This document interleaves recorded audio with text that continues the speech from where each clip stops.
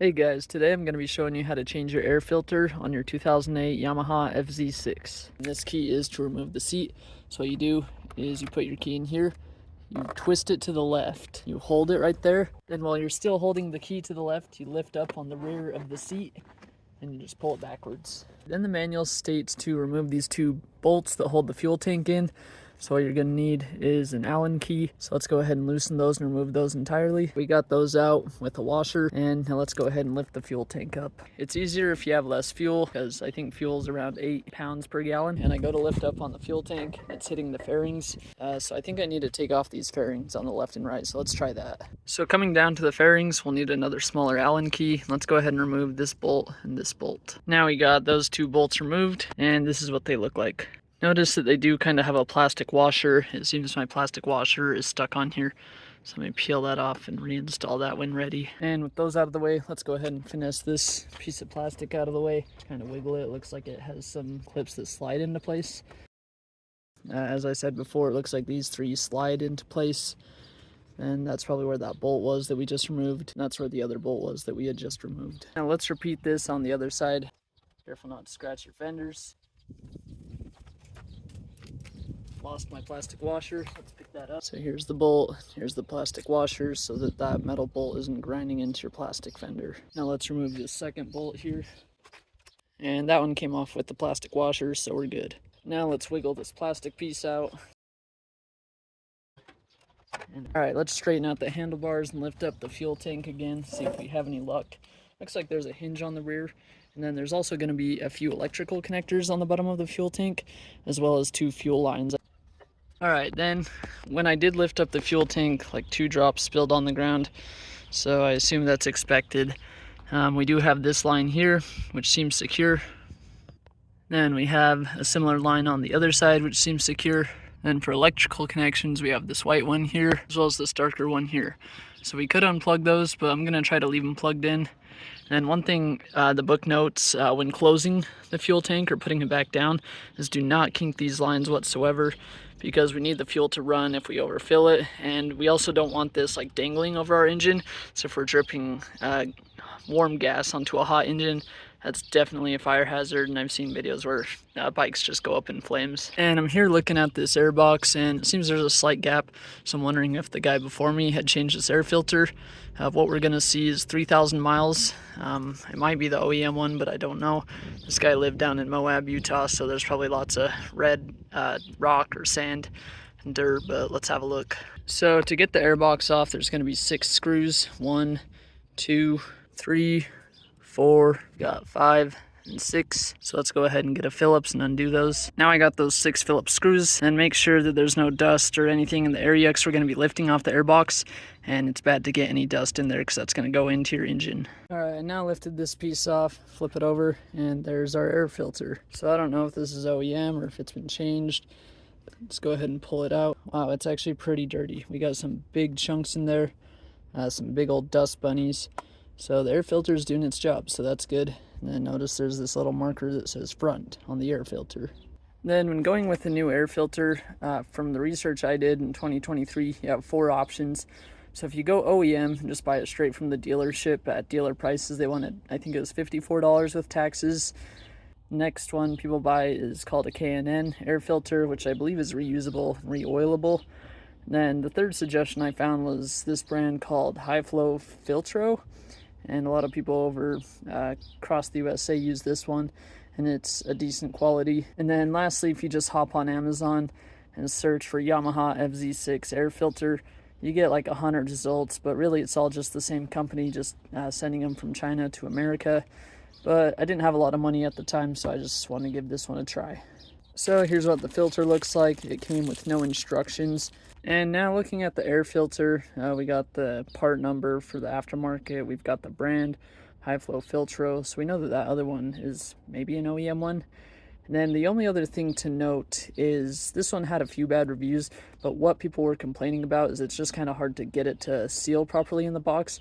The reason is because when it's shipped from Amazon or wherever you order, this rubber seal, as you can see, it just comes off. So just make sure that's packed on there, because I guess once it comes off, it's a pain in the butt to put back into place. And just looking at the quality of this filter, I mean, it doesn't feel terrible. Only other thing I noticed is just these fins are a little bent, so we're just gonna have like air here but less air here, but you know, that's not critical when we're screaming down the freeway. And like I said, maybe I will go OEM, but I just wanted to buy an air filter ASAP just because I really didn't know what to expect out of the other one, because I don't think the guy has ever done any maintenance. Let's go ahead, and this seems to be where the air comes in.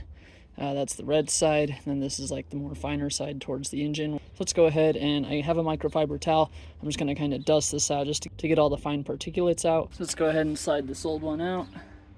Let's note the orientation, just set it right there just for a second. And let's take our new one, and that rubber seal just popped off that I was talking about. So that is going to be a little bit annoying. Let's try to slide it back into that existing groove. Oh yeah, that seal's terrible. That's awful. As you can see, I finally got the air filter seated. When I first put it in, the seal had popped off, so there was a huge gap between here. What I did is I took the filter out, I kind of relined the filter, and all the slack in the grommet for the filter, I pushed down towards the bottom center. So that way it really squished there and made a seal. Then it's sealed here, it's sealed here. Looks like it can go that way just a hair. But I'm pretty confident with that seal. We got to be careful in sliding this back into the box that it doesn't try to shift on us for this side, but we'll go ahead and reinstall it. Let's lift up the gas tank again and try to dust out any loose dirt or debris that's in the airbox. I see a lot down in there. Thankfully it's on the side that doesn't have the, I guess you'd call it the dirty side versus the clean side, but still, let's try to dust it out in there. Alright, now that that's all clean, let's go ahead and look at the throttle bodies. As you can see, those four are very shiny, so that's always a good news. Then let's go ahead and slide the air filter back in. As you can see, there's an existing groove that we need to slide that top half in, and we want to make sure it seats properly. And if we look in here, as we can see, I got the cover back on. We're going to go ahead and fasten those 6 screws. One thing to note is the seam going all the way around it. There's no more gap like when we first took it off, so that's why I'm pretty confident we got that filter to sit right. And if we just go all the way around the perimeter, make sure there's no major gaps. Looks like there's a little one over here, so we'll push that down. They look like this, and they go on the airbox. That way it seals off the airbox. We're not getting dirty, unfiltered air into the airbox past the air filter. And I got those 6 screws back in. One thing to note with the screws, when I first took off the airbox, how we had the gap between the 2 seams of the airbox. I don't think it was actually because of the filter gasket. I think he just didn't thread in the screw all the way. Obviously don't over torque or over tighten these screws, but it is important just to drive them down by hand, and even when there's a little gap, still give it one more twist, and that'll help seal it off. And I was able to fix that gap. Let's go ahead and remove that board.